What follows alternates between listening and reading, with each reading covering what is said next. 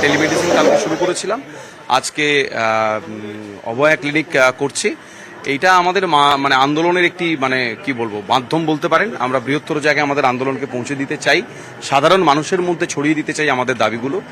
তারা সাধারণ মানুষ ছাড়া তো কোনো আন্দোলনে কোনো দিন পূর্ণতা পায় না। তো সেই জায়গা থেকেই আমাদের এই কর্মসূচি, এবং আগামী দিনেও এরকম আরও অনেক কর্মসূচি আমাদের থাকবে, আছেও।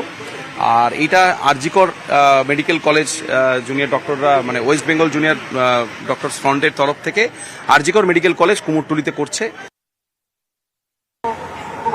আমাদের এখন হাসপাতালে যেটা আমরা দেখতে পাচ্ছি আরজিকর ঘটনার পর থেকে এবং তারপর থেকে যা যা হয়ে চলেছে, হাসপাতালে আমরা খুব পরিষ্কার বোঝা যাচ্ছে যে ডাক্তারদের কোনো নিরাপত্তা নেই। তাই জন্য আমরা হাসপাতালে কর্মবিরতি রেখে আমরা এখন রাস্তায় নেমে এসেছি, যেটা আমরা এতদিন করতে পারছি না। আমাদের পেশেন্টদের যে আমরা কেয়ারটা দিতে পারছি না, আজকে সেটা করার জন্য আমরা রাস্তায় চলে এসেছি, যাতে আমাদের সেই জিনিসটা আমরা দিতে পারি।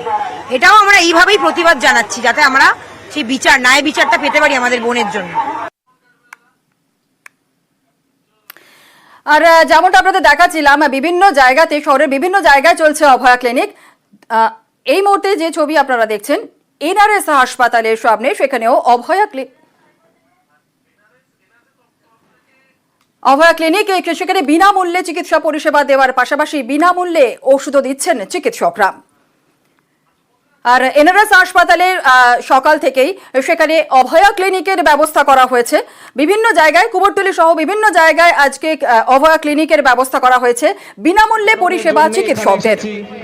আমরা জানাতে চাই সমস্ত কলকাতাবাসীকে, পশ্চিমবঙ্গবাসীকে, যে আমরা আপনাদের পাশে আছি।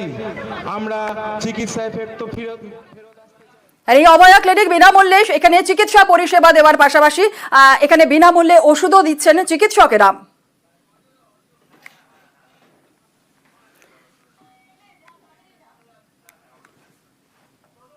বিনামূল্যে চিকিৎসা পরিষেবা এনআরএস হাসপাতালে অভয়া ক্লিনিক।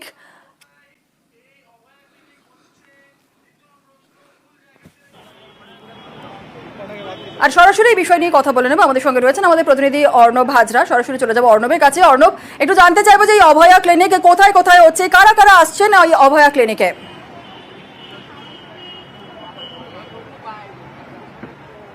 এখন সেই প্রশ্নের উত্তরে যাব, কিন্তু যেটা সব থেকে বড় প্রশ্ন, আজ যদি সরকারি হাসপাতালের পরিষেবা স্বাভাবিক থাকতো তাহলে এই ধরনের ক্লিনিকের কি প্রয়োজনীয়তা ছিল?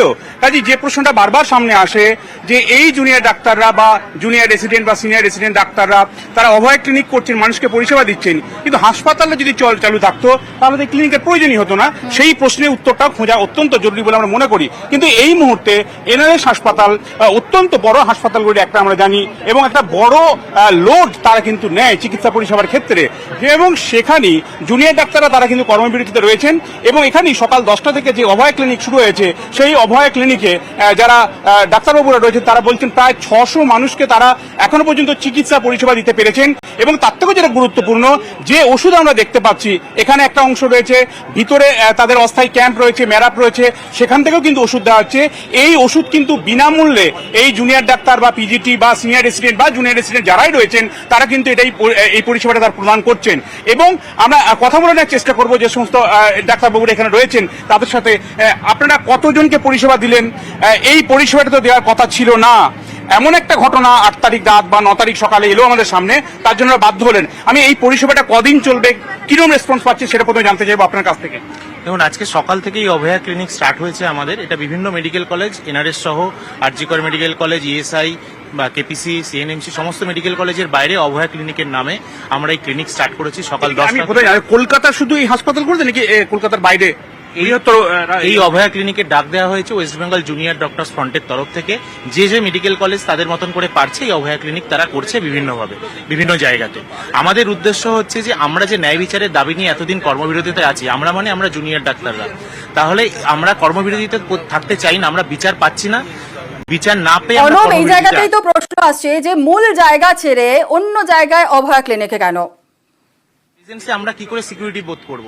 তাহলে এই দাবি যতদিন না মানা হচ্ছে আমরা কর্মবিরতিতে আছি। এর পাশাপাশি আমরা তো কর্মবিরতি টানা রাখতে চাই না, আমরা চাই কাজে ফিরতে এবং জনগণকে পরিষেবা দিতে, সাধারণ মানুষকে পরিষেবা দিতে। সেই জায়গা থেকে আজকে অভয়া একটা প্রশ্ন আমি না করলে পারছি না, ধরুন এই যে ক্লিনিকটা করছেন, নিশ্চিতভাবে করছেন এটা খোলা আকাশের নিচে, একেবারে অস্থায়ী কটা টেবিল চেয়ার নিয়ে, এইটা তো আমরা হাসপাতালে যে পরিকাঠামো রয়েছে, বিল্ডিং রয়েছে, সেখানেও আপনারা করতে পারতেন, তাতে মানুষ আরো বেশি উপকৃত হতো, ইনফ্রাস্ট্রাকচারটা বেটার পেতেন আপনারা। দেখুন, এটা আমরা করতে পারতাম, তাহলে তো আবার আমাদের কর্মবিরতির যে প্রশ্নটা, কর্মবিরতি আমরা করতে এই জন্যই করছি যাতে প্রশাসন এটাকে আমাদের দিকটাকে একটু গুরুত্ব দিয়ে দেখেন যে আমরা সিকিউর নই আজকের দিনে, আমরা কাজে ফিরতে পারছি না। আজকে আমাদের জুনিয়র কলিগরা কিভাবে কাজে ফিরবে যদি তারা সিকিউর বোধ না করে? এবং এই যে যারা খুনি দোষী তারা কিন্তু হসপিটাল ক্যাম্পাসের মধ্যেই ঘুরে বেড়াচ্ছে, তাহলে হসপিটাল ক্যাম্পাসে আমরা সেফ বোধ করছি না, সুরক্ষিত বোধ করছি না। তাই আজকে আমাদের বাইরে এই ক্যাম্প, অস্থায়ী ক্যাম্প করে এই পরিষেবা চালু করতে বাধ্য হলাম আমরা। আমি আরেকটা প্রশ্ন করবো, আপনারা যথেষ্ট সুচিন্তিত নাগরিক বলেই মনে করি, এবং এই ধরুন বিচার চাই বলছেন, সিবিআই যে দায়িত্ব নিয়েছে 14 তারিখ, আজকে সেপ্টেম্বরের 1 তারিখ হয়ে গেল, প্রায় অর্ধ মাস, 15 দিনের বেশি তারা সময় পেল, কিন্তু বিচারটা কি করে পাবেন? কোনো আশা দেখছেন সিবিআইয়ের ওপরে? দেখুন, সুপ্রিম কোর্টের তত্ত্বাবধানে সিবিআই তদন্ত চলছে, এটা এর উপরে তো আমাদের আস্থা রাখতেই হবে। কিন্তু এও আমরা জানাতে চাই যে আগামী দিনগুলোর মতন যে আরো বিভিন্ন ঘটনা নিয়ে সিবিআই তদন্ত করেছে, সেটার থেকেও এই ঘটনাটা কিন্তু আরো বেশি মারাত্মক এবং নৃশংস। এই ঘটনা যে কোনো ধরনের ক্রাইমকে কিন্তু ছাড়িয়ে গেছে, কারণ একজন কর্তব্যরত লেডি ডক্টর তার কর্মক্ষেত্রে অন ডিউটিরত অবস্থাতে সে রেপড অ্যান্ড মার্ডার হয়েছে। এই ঘটনা কিন্তু অতি দ্রুত বিচার করতে হবে, এটাই আমরা সবাই চাই। এবং আমাদের সাথে আমরা বুঝেছি যে জনগণও আমাদের দাবির সাথে সম্পৃক্ত হয়ে এই আন্দোলনে তারা স্বতঃস্ফূর্তভাবে নেমেছে। তাই আজকে এই আন্দোলন শুধু জুনিয়র ডাক্তারদের আন্দোলন নয়, এই দাবি আজকে জুনিয়র ডাক্তার সহ সমস্ত জনসাধারণের দাবি। আমরা চাই অতি দ্রুত এই সমস্যার সমাধান হোক। আমি আরেকজন ডাক্তারবাবুর কাছে যাব, যিনি পেশেন্ট দেখছেন, আমি দেখছি অনেকক্ষণ ধরেই, তার সাথে কথা বলবো। আপনার সাথে একটু কথা বলার চেষ্টা করবো, কিরকম রেসপন্স পাচ্ছেন? আমরা অনেকজনই পেশেন্ট পেয়েছি আজকে। এমনিতেও আজকে রোববার, যেহেতু এমনি নিয়ম মাফিকই রোববার দিন হাসপাতালের আউটডোর গুলো বন্ধই থাকে, সেই কারণে এখানে আরোই আমরা ভিড় পেয়েছি, মানে ভালো রেসপন্স আমরা পেয়েছি। পেশেন্টরা আসছেন আমাদের কাছে, এবং আমাদের কাছে আমরা মেডিকেল রিপ্রেজেন্টেটিভদের বলে যেইটুকু আমরা ওষুধ সংগ্রহ করতে পেরেছি তাই দিয়ে আমরা তাদের দেখার চেষ্টা করছি। আমি বলতে চাইছি যে ধরুন এই পরিষেবাটা স্বাভাবিক যদি থাকতো তাহলে তো আপনাদের এভাবে ক্লিনিক করতে হতো না, বা এই ক্লিনিকটা কি আপনারা সরকারি হাসপাতালে এই জায়গা থেকে জানতে চাইবো যে ডক্টর রয়েছেন যার সঙ্গে কথা বলছো, একটু জানার চেষ্টা করব যে সমস্ত রোগীরা যারা কিনা সাধারণত রবিবার আউটডোর খোলা থাকে না, সেক্ষেত্রে এই অভয়া ক্লিনিকের পরিষেবা যে দেওয়া হচ্ছে, খোঁজ পাবে কি করে রোগীরা?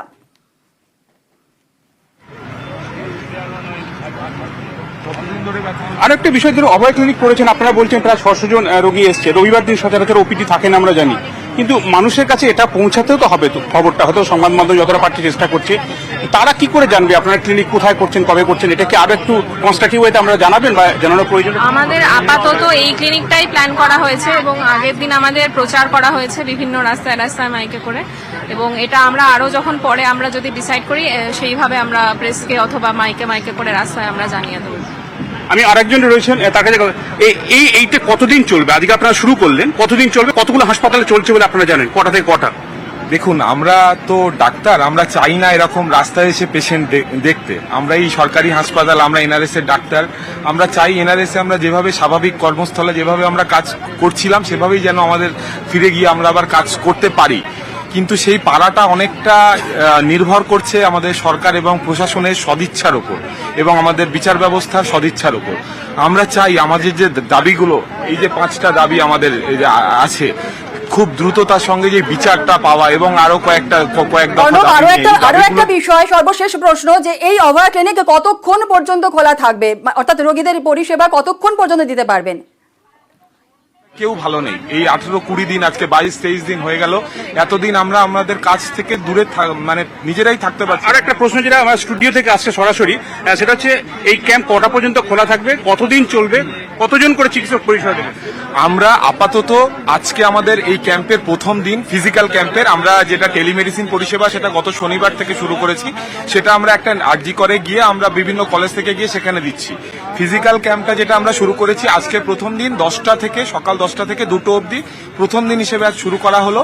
আমরা রোগীদের থেকে যেরকম রেসপন্স পেয়েছি আমরা নিজেরা নিশ্চয়ই সে বিষয়ে আলোচনা করব, যাতে এই ক্যাম্পটা আরো বেশি বেশি করে করা যায়, আরো বেশি বেশি রোগীর কাছে আমরা পৌঁছতে পারি। এবং আমরা কিছুটা হলেও সামান্য, আমরা যে হাসপাতালে আমরা বলছি আমরা সেফ ফিল করছি না, হাসপাতালের বাইরে এসে ওই জন্য আমরা একটা প্রতিবাদ স্বরূপ হাসপাতালের বাইরে এসে আমরা চিকিৎসা পরিষেবা বেশ। দিচ্ছি।